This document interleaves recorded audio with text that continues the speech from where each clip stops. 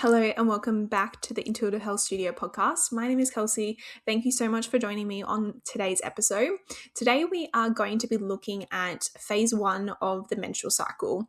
So I'm just going to give you an overview of what can be expected in phase 1 of the menstrual cycle, and also giving you some tips around nutrients, energetics, and what you could do throughout this menstrual phase of the menstrual cycle to really support your body. This is in no way going really in depth into each of the phases, but really giving you an overview, because when it's just to give you some insight, because really everyone is different, so things are going to support other people differently.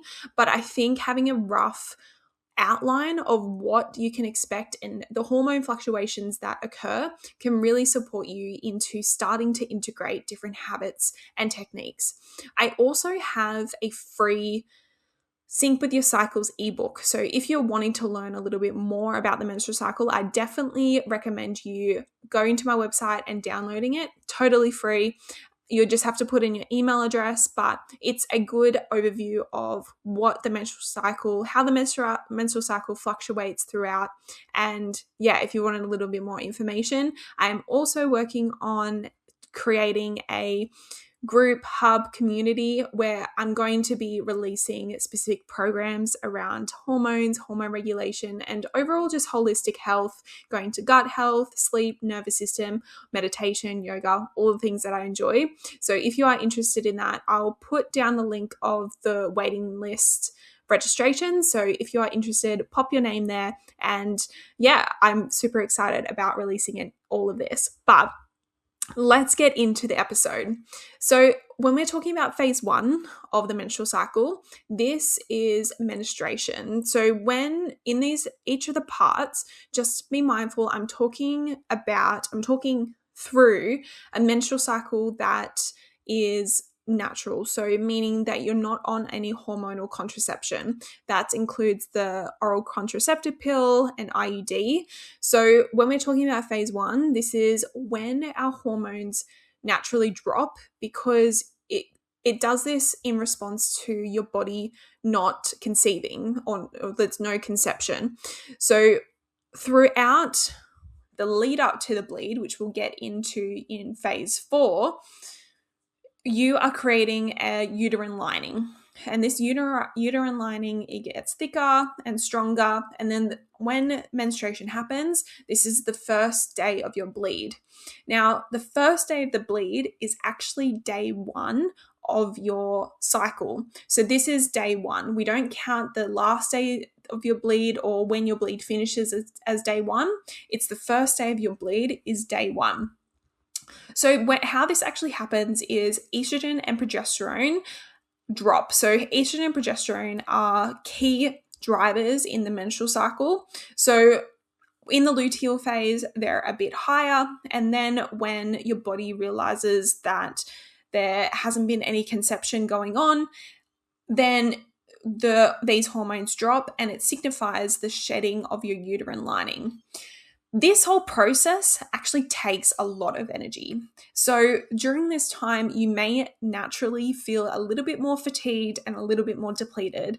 So I really encourage you to slow down and nurture yourself.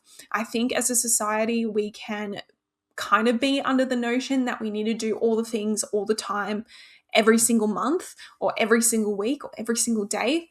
But I really encourage you to take a step back and look and really listen to your body, that if it needs to slow down, then slow down.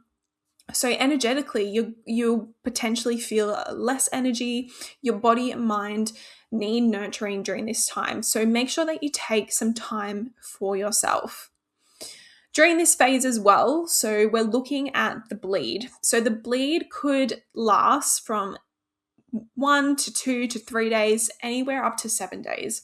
If it's going beyond 7 days, that is when it's really important to get things investigated to make sure there's nothing else going on. There are some driving factors that can influence the menstrual cycle, which we'll go into in different episodes of the podcast. So I'll touch on them now, but things like PCOS and and endometriosis and adenomyosis, they can definitely fluctuate the bleed, the length of the bleed, the timing of your cycle as well. So this information that I'm providing you is really just general on a 28-day cycle. So before you change anything with diet or lifestyle, just a little disclaimer, make sure that you are consulting with a healthcare practitioner beforehand. But I really wanted to just share with you some nutrients that could actually support you. So as I mentioned, your body will feel a little bit more lethargic, a little bit less energy because you are essentially losing blood.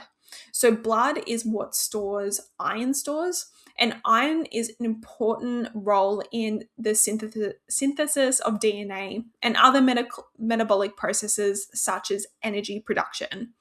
So as you can see that if you lose iron, you're losing those energy production stores, and then this can create more energy loss. So during this time, you could include more foods that are more iron rich. So this could include animal products such as red meat, beef, lamb, pork, chicken, or even plant-based sources of iron, such as nuts and seeds, dried fruit, wholemeal pastas and breads, fortified cereals, legumes, beans, lentils, chickpeas, also dark leafy greens. I'm a big fan of dark leafy greens, if you know me. So anywhere that you can add spinach, add it, broccoli, and also tofu. So the important thing to remember about iron, and in another episode I will go into all things iron because it's a tricky little mineral to actually support with absorption. We want to pair it with foods that are high in vitamin C to actually support the absorption of the iron into the body. So this could be like citrus. So if you're having some red meat, having a squeezed lemon, or if you're having a salad and you're having like the chicken, having like some orange slices or squeezing lemon, that kind of thing. The nutrients that can actually block or compete with the absorption of iron include those that have tannins in them. So tannins can be found in caffeinated drinks, so like coffee and tea, and also calcium-based foods and drinks. So think dairy and some nuts and seeds that are higher in calcium can also compete with this absorption. So trying to avoid having too many foods mixed together can be really beneficial to help with this iron absorption. So during this phase, we want to replenish, having lots of these iron-rich foods, also magnesium-rich foods as well, because during the phases of the cycle, the shedding of the lining, it's a very stressful phase for the body. You're using a lot of energy, and the magnesium is really there to support your uterine lining and your uterus to relax. So magnesium is really effective for reducing muscle cramps because it helps reduce these inflammatory prostaglandins. So magnesium is a great nutrient to include more of, and you can actually find this in dark chocolate. Yay. We love dark chocolate, so including that, especially if you're having a little bit more of those sugar cravings, dark chocolate definitely include. And also those dark leafy greens, again, higher in magnesium. So during this time, if you are feeling low energy, the important thing to do is rest. Now, that doesn't mean that you have to sit and lie on the couch all day. You definitely can do that if you want to and your body needs to, but really just aiming for exercises that are more supportive for your body. So this could be light exercise, which could include like a 10 to 15 minute walk, or restorative yoga or stretching, which could include yin yoga, or incorporating postures such as child's pose, gentle cat and cow, and poses that have pillow support as well. I actually have some free yoga flows on my website and my YouTube channel, so you can definitely go check them out. Website is intuitivehealthstudio.com. In terms of other things that you can really support your body with during this time is herbal teas. You know, I'm a very big fan of herbal teas. I think there's so many different herbs out there that can really support your body in a multitude of ways. One of those being peppermint. So peppermint is really good for those gut spasms. So good for those if you're having some digestive issues as well, because it's a spasmodic. So it essentially helps reduce the spasms in your gut. There's other herbs like lemon balm and chamomile, which work on the gut-brain axis, but helps regulate your nervous system and help reducing spasms in the muscles. So especially if you're experiencing a lot of cramping, this can be definitely beneficial for that. One thing that I want you to make a priority is sleeping enough. I've done a whole episode about why sleep should be your number one priority. So if you want to go check that out, you definitely can. But sleeping is where we restore, we heal. Our body comes into this rest and digest state. This is how it helps. This is where our body restores and heals and supports this energy restoration. So really, you'll need to sleep between 7 to 10 hours. The sweet spot is like 8 to 9. So giving your body an extra little bit of sleep can also definitely help with this phase of the cycle.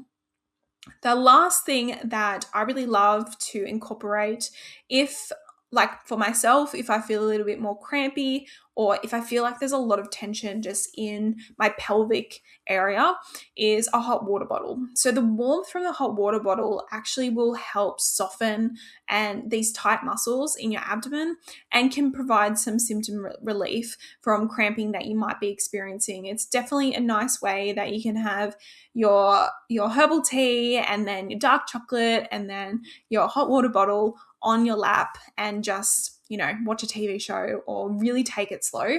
This is a great way to support yourself through this phase of the cycle. So the menstrual period or menstruation, the bleed can be a lot. Like for some, if you're experiencing a lot of heavy periods, crampy periods, if it's not a fun time, implementing some of these can be supportive in nourishing and supporting your body. If you really want some more support, I am here to help. I offer one-on-one consultations for clients in person and also online Australia-wide. And like I mentioned, I'm developing a community, a club that you can join where I'll have different programs and different support tools and tips that you can use to actually support your body in a holistic way. I'm very much of the notion that your body needs to be looked through the lens of all the different moving parts and not just in silos. So when we're talking about menstruation, like I mentioned throughout this podcast, it's not just about the bleed, it's about your nutrients, about energetics, it's about how you're supporting your lifestyle. And this is what I really want to send home with this club and community and really supporting you through this holistic well-being aspect.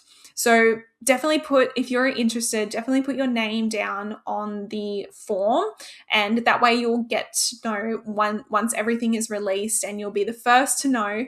And yeah, you can definitely download this ebook as well, this free ebook called Sync with Your Cycles, talks about different phases of the menstrual cycle and also goes into how that menstrual cycle actually works, which is, I think it's fascinating for myself, but hopefully it will give you some tips and tools to actually implement into your own lifestyle. Thank you so much for listening, making sure that you're following me on Instagram, Intuitive Health Studio, and yeah, thank you so much for listening to this episode. I really hope you enjoyed it, and I hope you have a wonderful rest of your day, and I'll talk to you soon. Bye.